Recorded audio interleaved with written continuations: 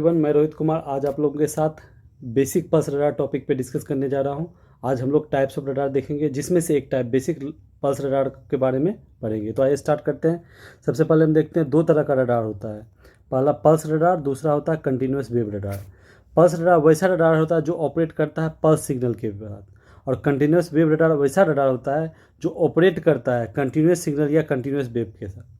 तो हम इसका डेफिनेशन देख लिए। जो हमारा पल्स रडार होता है मेनली स्टेशनरी ऑब्जेक्ट को या टारगेट को डिटेक्ट करने के लिए यूज होता है। स्टेशनरी बोले तो स्थिर टारगेट को, और जो हमारा कंटिन्यूस वेव रडार होता है वो नॉन स्टेशनरी टारगेट को डिटेक्ट करता है, या कह सकते हैं मूविंग टारगेट को डिटेक्ट करता है।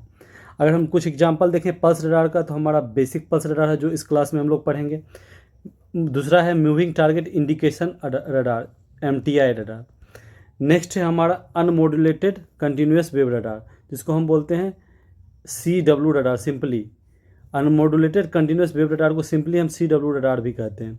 और नेक्स्ट है frequency modulated continuous wave radar, जिसको हम लोग FMCW रडार कहते हैं।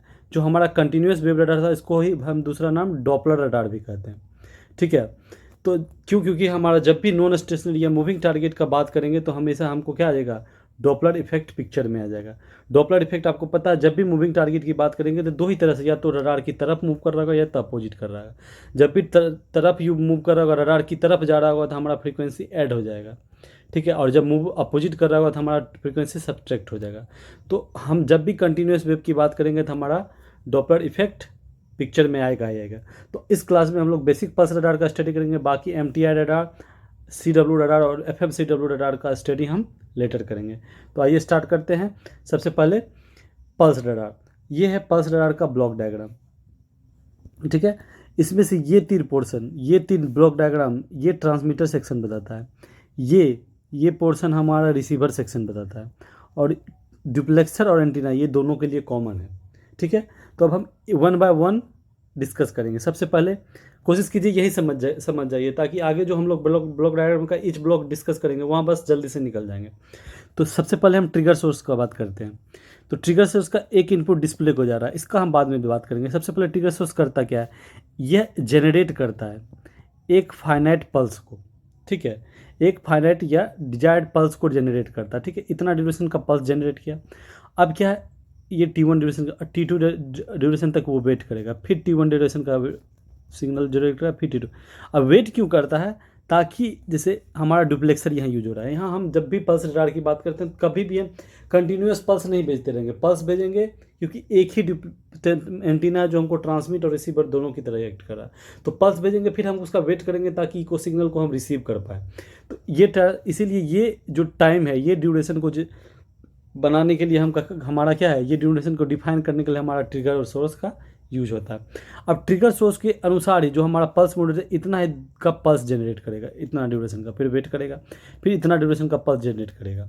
ठीक है, अब हमारा पल्स जनरेट करेगा, इस पल्स को हमारा हाई पावर एम्पलीफायर, जो हाई पावर एम्पलीफायर किस लिए हम यूज़ करते हैं, ताकि हमको दूर का रेंज ज़्यादा मिल सके, एडिक्वेट रेंज, ज़्यादा रेंज हम प्राप्त कर सकें। तो हमेशा हाई पावर एम्पलीफायर का हम पल्स रडार में यूज़ करते हैं, ताकि हमको ज़्यादा रेंज मिलता है, उसकी मदद से हम ट्रांसमिट करते हैं। डुप्लेक्सर का आपको पता है कि ये एक तरह का स्विच है, माइक्रोवेव स्विच है, जो एक बार ट्रांसमीटर एक बार रिसीवर से कनेक्ट होता है। तो जब अभी क्या है, इस ड्यूरेशन में वो ट्रांसमीटर से कनेक्ट है। अब जैसे ये इस यहाँ तक आया है, मतलब ट्रांसमिट हो गया, जैसे ही ट्रांसमिट होगा अब ये डुप्लेक्सर किससे कनेक्ट होगा, रिसीवर का, और वेट करेगा कि हमको इको सिग्नल मिले। तब हमको क्या, ये ट्रांसमिट हुआ, यहाँ कोई ऑब्जेक्ट होगा, यहाँ कोई ऑब्जेक्ट है मानते हैं, जो स्टेशनरी ऑब्जेक्ट, उससे टकरा के हमको रिसीवर इको सिग्नल मिला। जैसे इको सिग्नल मिला, हमारा वो जो डुप्लेक्सर है उस इको सिग्नल को किस में देगा, लो नॉइज एम्पलीफायर में। लो नॉइज एम्पलीफायर क्या करता है, जो हमारा वीक सिग्नल आएगा उसके पावर को, स्ट्रेंथ को बढ़ा देता है लो नॉइज में। सपोज जो हमको सिग्नल रिसीव हुआ, FL फ्रीक्वेंसी का सिग्नल रिसीव हुआ, नेक्स्ट हमारा जो लो नॉइज का आउटपुट होता है वो मिक्सर के जाता है। तो मिक्सर का एक इनपुट तो FL है, दूसरा लोकल एसिलेटर से मानते हैं FCA।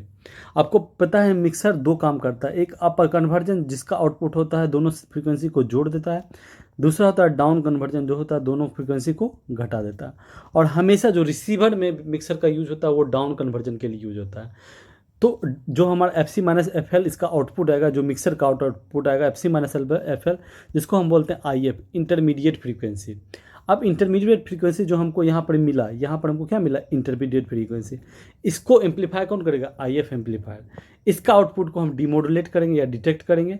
इसके आउटपुट का जो हम वीडियो जो भी हमको सिग्नल मिला, इसका हम वीडियो एम्पलीफायर की मदद से एम्पलीफाई करेंगे और इसके आउटपुट को CRT पे, कैथोड रे ट्यूब पे हम डिस्प्ले करेंगे।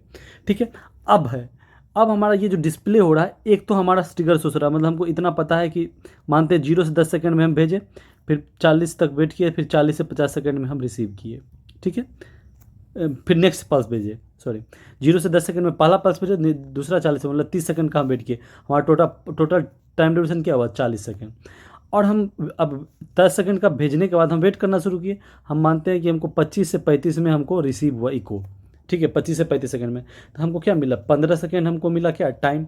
हमको टाइम यहाँ से क्या मिल गया, डिस्प्ले से कंपेयर करके ट्रिगर सोर्स और वीडियो एम्पलीफायर का आउटपुट को, तो वो हमको टाइम मिल गया 15 सेकेंड। और हमको इसी 15 सेकंड में ट्रांसमिट हुआ और रिटर्न हुआ, मतलब हमको कितना ट्रेवल किया, डिस्टेंस 2 आवर। और हमको स्पीड पता है C3 × 10⁸ मीटर पर सेकेंड। तो हम देख सकते हैं कि हमको 2 R = क्या, C × T, और हमको मिल गया C × T/2। तो हम यहाँ से हम रेंज कैलकुलेट कर सकते हैं। तो जो अभी हम लोग देखे, इसी को, इस ब्लैक डायग्राम को हम जल्दी से एक बार रिकेप कर लेते हैं। सबसे पहले हमारा ट्रिगर सोर्स क्या करता है, ये एक पल्स जनरेट करता है, अप्रोप्रिएट टाइम इतना टाइम का, और यहाँ तक वेट करना है, और फ्रीक्वेंसी का। ठीक है, मतलब इतना टाइम में कितनी बार वो पल्स आ रहा है, which are fed to modulator. अब इसको क्या है, मॉड्यूलेटर में हम भेजते हैं, कौन सा, और इसका दूसरा काम किस तरह से एक्ट कर रहा है, सिंक्रोनाइजर की तरह, और टाइमिंग पल्स भी प्रोवाइड कर रहा है। अब जो ये जनरेट कर रहा है, उसके अनुसार पल्स मॉड्यूलेटर इसी ड्यूरेशन में पल्स जनरेट करेगा। फिर इतना दूर हुआ, फिर यहाँ पर क्या है, इसी ड्यूरेशन का पल्स जनरेट करेगा। ये काम क्या है, पल्स मॉड्यूलेटर का। और उसके बाद हाई पावर एम्पलीफायर की मदद से हम इसको भेजेंगे। तो यहाँ हम देख सकते हैं, ये जो आउटपुट है, ये ट्रिगर पल्स का है, ट्रिगर सोर्स का है, सॉरी, और ये है पल्स मॉड्यूलेटर का। इसी ड्यूरेशन का सिग्नल हमको जनरेट हो रहा है। ठीक है, अब इसके जो ये सिग्नल जनरेट हो गया, अब इसी को हमको कहाँ ट्रांसमिट करना है। इसको ट्रांसमिट करने के लिए हम हाई पावर एम्पलीफायर यूज किए, ताकि हमको एडिक्वेट रेंज मिल जाए। अब हम हाई पावर एम्पलीफायर यूज किए, अब उसको ट्रांसमिट किसकी मदद से करेंगे, डुप्लेक्सर के बारे में हम लोग पहले पढ़ चुके हैं, लेकिन एक जल्दी से रिकैप कर लेते हैं। ये एक तरह का माइक्रोवेव स्विच है, जो अल्टरनेटली कनेक्ट करता है ट्रांसमीटर सेक्शन और रिसीवर सेक्शन का।